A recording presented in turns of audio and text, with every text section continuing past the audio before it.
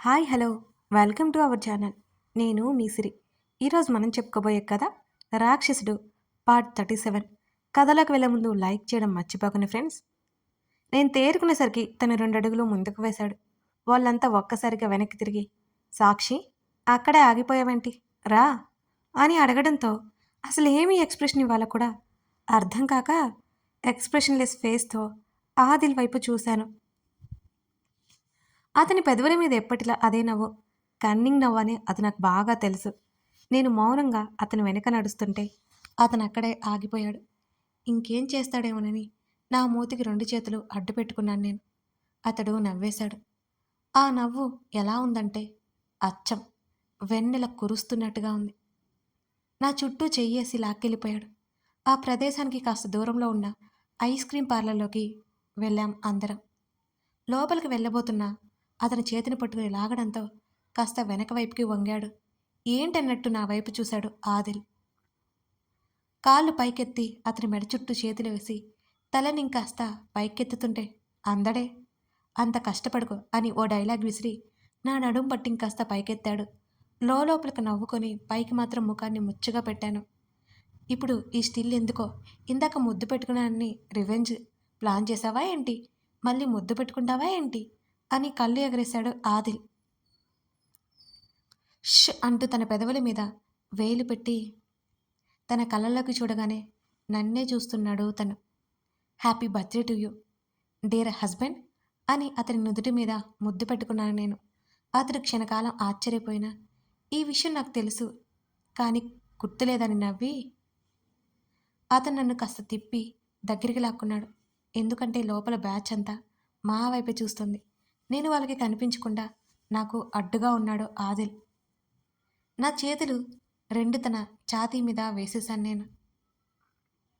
Wishes చెప్పావు కాబట్టి thanks చెప్పాలి కదా, నాకు వచ్చినట్టు చెప్తున్నాను సరేనా. తను అలా అనగానే సూటిగా చూస్తుంటే తను నా బుగ్గలు ఎర్రబడిపోయాయి. ప్లీజ్ వాళ్ళంతా చూస్తున్నారు, ఇంటికి వెళ్ళాక మనం చూసుకుందాం ప్లీజ్ అన్నాను నేను మళ్ళీ మళ్ళీ బ్రతిమాలుకుంటూ. నిజానికి వాళ్ళు చూస్తున్నారా లేదా నాకు తెలియదు, చూస్తారేమోనని భయం అన్నమాట. అయినా తను వదలకుండా నా పెదవులలోని మకరందాలు మెత్తగా లాగేసుకున్నాడు. వెంటనే తన్ని విడిపించుకున్నాను నేను. కంగారుగా తన పక్క నుంచి వంగి చూశాను. థ్యాంక్ గాడ్ అందరూ అటువైపుకు తిరిగి కూర్చుని ఉన్నారు. తను నవ్వేసి నన్ను లోపలికి లాక్కెళ్ళిపోయాడు. నాకింకా మొహమాటం సిగ్గు తగ్గలేదు. తల దించుకొని కూర్చున్నాను. ఒడిలో 2 చేతులు పెట్టుకొని షివరైపోతున్నాను. అదే సమయంలో నా ఒడిలోకి తన చెయ్యి చేర్చి నా చేతివేళ్లను తన చేతివేళ్ల మధ్య బంధించేశాడు. ఎవరైనా చూస్తారేమోనని దిక్కులు చూసుకుంటూ లాగుతుంటే ఇవ్వలేదు నా చేతిని. రాక్షసుడా అని అరవలేక లోపల గొనుక్కుని ఊరుకున్నాను. కార్తిక్ కేక్ తీసుకొచ్చి పెట్టాడు. ఆది సోనా అని 2 పేర్లు రాసి ఉన్నాయి దాని మీద. ఓయ్ కార్తీక్, మళ్ళీ నా పేరెందుకు అని నేను అరుస్తుంటే ఆది నా చేతిని ఇంకాస్త గట్టిగా నొక్కాడు. నోరు మూసుకొని సైలెంట్గా కూర్చున్నా నేనిక. ఏంట్రా ఇది, చిన్నపిల్లాడిలా ఇప్పుడు కేక్ కట్ చేయాలా? ఆదిల్ విసుగ్గా ముఖం పెట్టుకున్నాడు. చిన్నపిల్లలైతేనే కేక్ కట్ చేయాలా ఏంటి అని అడిగి, సరే నీకు ఇష్టం లేకపోతే పీసులు పీసులు కట్ చేసి మా ప్లేట్లలో పడి తిని పూడుస్తాం. నా చెయ్యి అతని చేతిలో ఉందనే విషయం మర్చిపోయి వాగాను నేను. నా మోచేతి వరకు తడిమి నడుము మీద చేతులు చాచడంతో నా పలుకులు మూగపోయి బిక్కమొహం వేసుకొని చూశాను నేను తన వైపు. అవును ఆది, నీకు ఇష్టం లేకపోతే ఆ పని చెయ్యి, సమీర కూడా నాకు వత్తాసు పలికింది. రేయ్ మనమే కదా కట్ చేయరా అని వినీత్ అన్నాడు. అతను ఆదిల్ మరో ఫ్రెండు. కేక్ కట్ చేయగానే ఆ సందులో నా చేతిని లాక్కొని మా పేర్లు రాసినంత వరకు గుప్పెట పట్టి అతని నోట్లో పెద్ద పీస్ కుక్కాను. మిగతా వాళ్ళంతా ముసిముసిగా నవ్వుతున్నారు మమ్మల్ని చూసి. నా నోట్లో చిన్న పీస్ పెట్టి నా బుగ్గలకు రాసేశాడు ఆదిల్. వెంటనే కార్తీక్ కూడా ఆది నోట్లో పెట్టి అతని చెంపలకి రాయబోతుంటే ఆదిల్ ముందే అడ్డుకుని కార్తీక్ మొహానికి పులిమేశాడు. మిగతా వాళ్ళు కూడా పులిమేశాడు ఆది. వాళ్ళు తిరిగి పుయ్యలేకపోయారు. నిజానికి తను పుయ్యనివ్వలేదు. వెంటనే నేను తన చెంపలకి రాసేశాను. నన్ను వెనుక నుంచి చుట్టేసి మెడంతా పులిమేశాడు ఆది. ఆ కేక్‌ని తినకుండా అందరూ ఒకరికొకరు రాసుకోవడమే సరిపోయింది. పాపం అది ఎంత ఫీల్ అయి ఉంటుందో తినలేదని. టేబుల్ మీద ఉన్న నా బుజ్జి పర్స్ కింద పడేశాడు. వంగి దాన్ని తీసుకోబోతుండగా తను వంగి నా చేతినాపి నా పెదవుల మీద ముద్దు పెట్టేసుకున్నాడు. నేను కళ్ళు వెడల్పు చేసి చూసుకునేసరికి పైకి లేచి సరిగ్గా కూర్చున్నాడు ఆదిల్. చెమటలు పడుతుంటే వెంటనే మిగతా వాళ్ళ వైపు చూశాను. వాళ్ళ లోకంలో, వాళ్ళ గొడవలో వాళ్ళున్నారు. కుదురుగా ఉండడం నా వల్ల కావడం లేదు తను చేసిన పనికి. కేక్ అని నా నోట్లో కేక్ మొక్క పెడుతుంటే ఫస్ట్ నీకు అన్నాను నేను. ఇప్పటికే 3 ముద్దులు పెట్టేశాడు. ఇంకెన్ని చేస్తాడో అని నా గుండె దడదడలాడిపోతుంది మరి. సమీరా, విజయ్‌కి మధ్య లవ్వా అని అడిగాను నేను. వినీత్, కార్తీక సరదాగా మాట్లాడుకుంటుంటే సమీరా, విజయ్ చాలా క్లోజ్‌గా ఉన్నారు. అందుకే నాకలా అనిపించింది. యెస్ అంటూ నా నోట్లో కేక్ పెట్టేశాడు. దాన్ని లటుక్కున మింగేద్దాం అనుకునేసరికి చటుక్కున లాగేసుకున్నాడు తన పెదవులతో. నా కళ్ళు ఒక్కసారిగా కోడిగుడ్లంత అయ్యాయి. పొరబోరుతుంటే నోటికి చెయ్యి అడ్డు పెట్టుకుని తల కిందకు వంచేసుకున్నాను దెబ్బకి. నా తల మీద తడుతూ మంచినీరు అందించాడు ఆదిల్. మిగతా నలుగురు మా దగ్గరికి వచ్చేశారు. వాళ్ళు మమ్మల్ని చూడలేదు. హమ్మయ్య! విజయ్ కళ్ళ దగ్గర అంటుకుపోయి ఉన్న కేక్ తుడుస్తోంది సమీర. సాక్షి, కార్తిక్ పిలుపుకి ఏంటి అన్నట్టుగా చూశాను నేను. నన్ను నువ్వు చాలా తిట్టావు. కార్తిక్ అలకగా ముఖం పెట్టుకున్నాడు. కార్తిక్‌ని చూస్తుంటే జాలి వేసింది. నా కోసం ఎంత తపన పడ్డాడో. ఫ్రెండ్ అని అతను అనుకున్నాడు. నేనే కోపంతో ఇష్టం వచ్చినట్లు తిట్టేశాను తన్ని. సారీ కార్తిక్, మనం ఫ్రెండ్స్ కదా. ఫ్రెండ్స్‌ని ఆ మాత్రం తిట్టడంలో తప్పులేదులే అంటున్న నా మాటలకి నా తల మీద ఒక్కటేశాడు కార్తిక్. ఆది సీరియస్‌గా చూడడంతో వెర్రి నవ్వొకటి నవ్వి, అరే బాబు, నీ వైఫ్‌కి ఏం కాలేదులేరా, అలా చూడకు నువ్వు అన్నాడు కార్తిక్ కాస్త వెటకారంగా.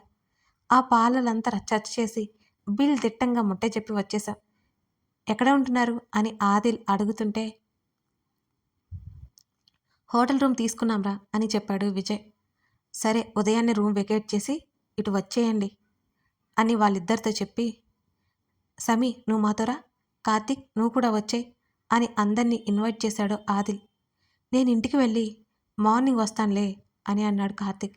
సరే, విజయ్ని, వినీత్ని కూడా తీసుకొచ్చేయ్ అని చెప్పేసి సమీరాని మాతో పాటు ఇంటికి తీసుకొచ్చేసాం మేము. సమీర చాలా బాగా మాట్లాడుతోంది.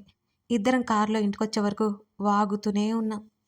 ఆదిల్ మా గోల వినలేక ఎంత చిరాగ్గా మారిపోయాడో చూసి నవ్వుకున్నాను. ఇంటికి రాగానే సమీరకి రూమ్ చూపించి గదిలోకి వచ్చేశాను. ఆదిల్ గదిలో ఎక్కడా కనిపించడం లేదు. ఏమైపోయాడు అనుకుంటగానే నన్ను వెనక నుంచి చుట్టేశాడు ఆదిల్. ఆ అని అరుస్తుండగానే నా నోటికి చెయ్యి పట్టి అడ్డు పెట్టేశాడు. నన్ను తీసుకెళ్ళెత్తి బెడ్ మీద పడేశాడు. క్షణాల్లోనే నా మీద చేరిపోయాడు.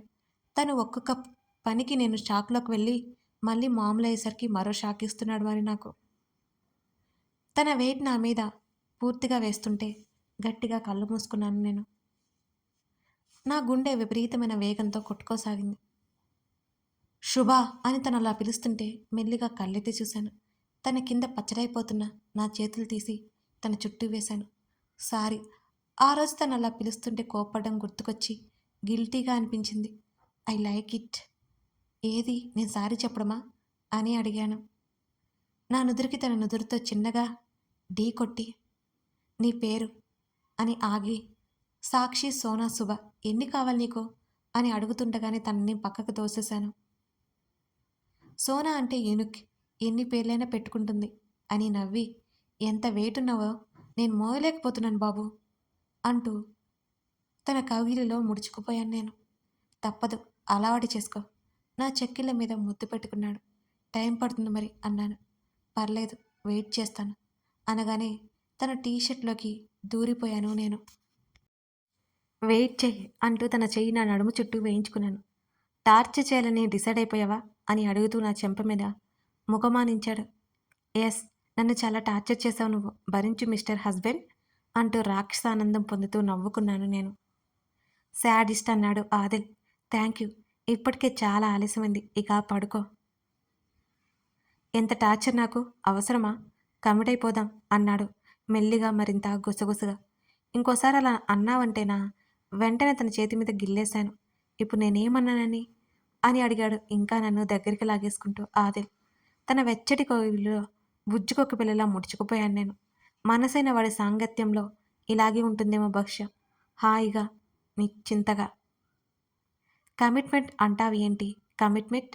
అవన్నీ పెళ్లి కాని వాళ్ళ మాటలు. మనకిప్పుడు పెళ్ళయింది. మన మధ్య ఒక రిలేషన్ ఉంది. నన్ను చుట్టుకొని ఉన్న తన చేతి మీద చేయి వేద్దామని చూస్తే నా చేతులు లోపలికి ఇరుక్కుని పోయాయి. ఆహా! ఎవరన్నారిలా? నా చెంప మీద తన మునివేళ్ళు తాకిస్తూ అన్నాడు. ఇదిగో, నీ చేతులు కుదురుగా ఉండలేదంటే నా టీషర్ట్ నుంచి నిన్ను గెంటేస్తా జాగ్రత్త అంటున్న నా మాటలకి తెగ నవ్వేశాడు. తల వెనక్కి తిప్పి ఓరగా తన వైపు చూశాను. నిజంగా నవ్వితే బావుంటాడు ఈ రాక్షసుడు. తనలా నవ్వుతూ చూడగానే ఆటోమేటిక్గా నా ముఖంలో గ్లో వచ్చేసింది మరి. ఏయ్, దెబ్బలు పడతాయి.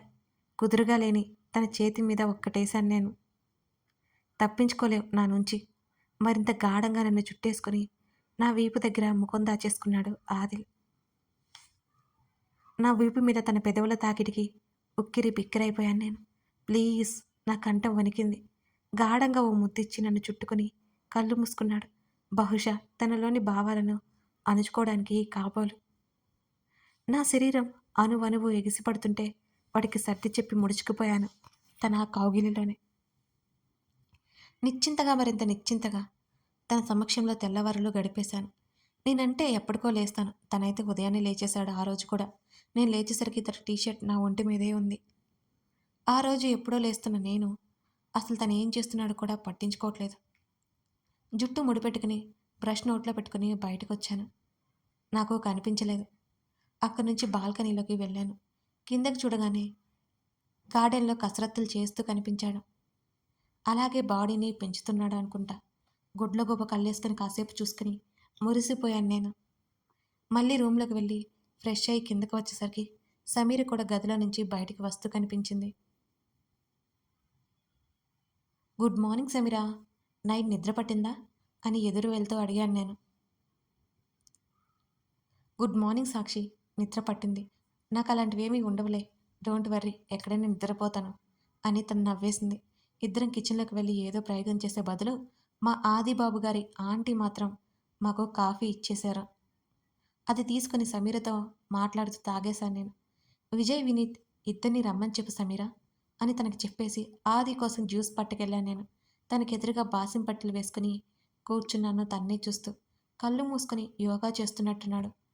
ఇతని పద్ధతులన్నీ వెరైటీగా ఉన్నాయి నాకు. అతని శరీరం మీద చెమటదారలు మరోవైపు కారిపోతున్నాయి. గడ్డం కింద చేయి పెట్టుకుని అతన్నే చూస్తున్నాను. ఇప్పుడు దాకా కష్టపెట్టిన బాడీని కాసేపు రిలాక్స్ అవుతున్నట్టున్నాడు. ఒక్కొక్క చెమట చుక్క చెంప మీద నుంచి భుజాల మీదకు దూకుతోంది. అతను దాదాపు 10 నిమిషాల పాటు అలాగే కళ్ళు మూసుకుని ఉండిపోయాడు.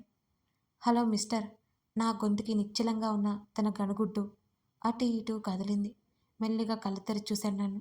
జ్యూస్ అని తనకు అందిస్తుంటే ఒక్క నిమిషం అని పైకి లేచి వాటర్ తీసుకుని ముఖం మీద చల్లుకున్నాడు. కొన్ని క్షణాల పాటు బాడీని అటు ఇటు వంచి నా చేతిలో ఉన్న గ్లాసు అందుకున్నాడు. సూర్యుడి కోసం ఎదురు చూస్తున్నాడేమో పాపం.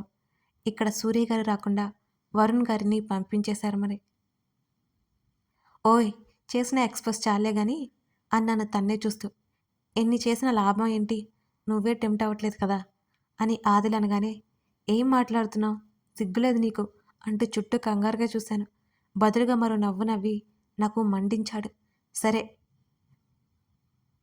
రమ్మని చెప్పావు నీ ఫ్రెండ్స్ని, ఇంకా ఇక్కడే ఉన్నావు, వెళ్ళి ఫ్రెష్ అయ్యి రా, వాళ్ళు వచ్చేస్తారు మరి అంటుంటే, కమ్ అని తనతో పాటు చేతిని పట్టుకుని లాక్కొచ్చేశాడు ఆదిల్ లోపలికి. నేను సమీర్తో మాట్లాడాలి, నువ్వు వెళ్ళు అంటున్నా విడిపించుకోకుండా నన్ను లాక్కెళ్ళిపోయాడు గదిలోకి. ఏంటి స్వామి అని అడిగాను. ఫ్రెష్ అయ్యి వస్తా, ఇక్కడే ఉండు అని చెప్పేసి వెళ్ళిపోయాడు. భుజాన్ని కదిలించి ఫోన్ చూసుకుంటూ అక్కడే కూర్చుండగా మమ్మీ కాల్ చేసింది. తెగ ఉత్సాహం వేసి బెడ్ మీద సెటిల్ అయ్యి ఫోన్ లిఫ్ట్ చేశాను నేను. హలో మమ్మీ, ఆదుర్దాగా పిలిచాను నేను. సాక్షి, ఏం చేస్తున్నావు, తిన్నావా? మా మమ్మీ వరుస ప్రశ్నలు అందిస్తుంటే అక్కడే వాటిని కట్ చేసి, మమ్మీ ఆగు, అన్నీ అయిపోయాయి, ఇక మాట్లాడు అన్నాను. ఆ రొటీన్ ప్రశ్నలు వినలేక. చాలే, ఎక్కువైంది నీకు, నువ్వు అది ఇంటికి రండి ఒకసారి, చూడాలని ఉంది అని అంది మా మమ్మీ. ఈరోజా, ఎందుకలా? ఏం లేదు, నాకు ఇవాళ హాలిడే, రేపు ఓ రోజు ఉండిపోతారని పిలుస్తున్నానంతే.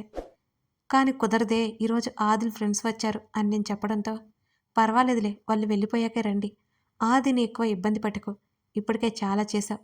మా మమ్మీ మళ్ళీ క్లాస్ తీసుకుంటుంటే, నీ క్లాసులు మీ స్టూడెంట్స్కి చెప్పు, నాకు కాదు అన్నాను అలకగా. వాళ్ళు వింటారు, నువ్వే కదా వినట్లేదు. ఆదిని తలుచుకుంటే జాలేస్తుంది నాకు పాపం.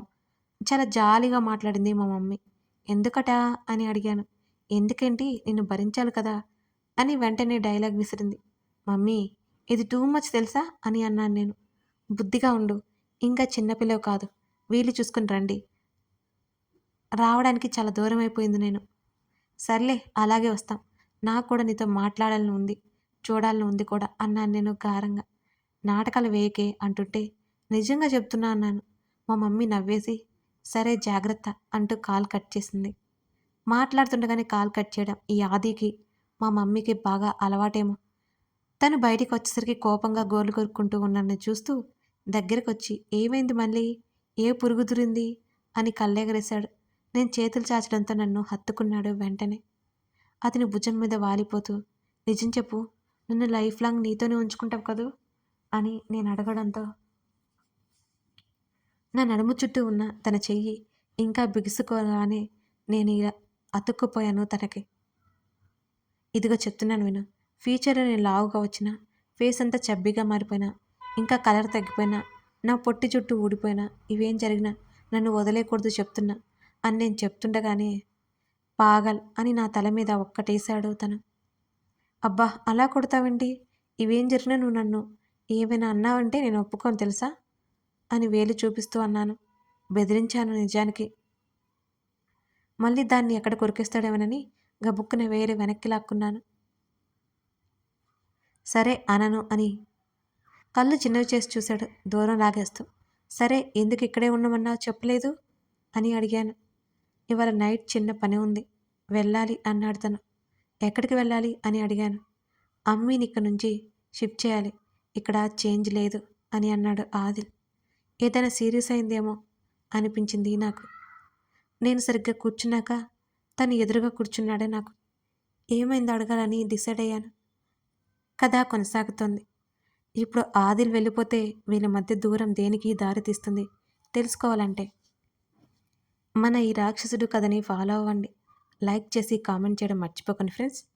Thank you for watching this video. మరో ఎపిసోడ్తో మనం మళ్ళీ కలుద్దాం.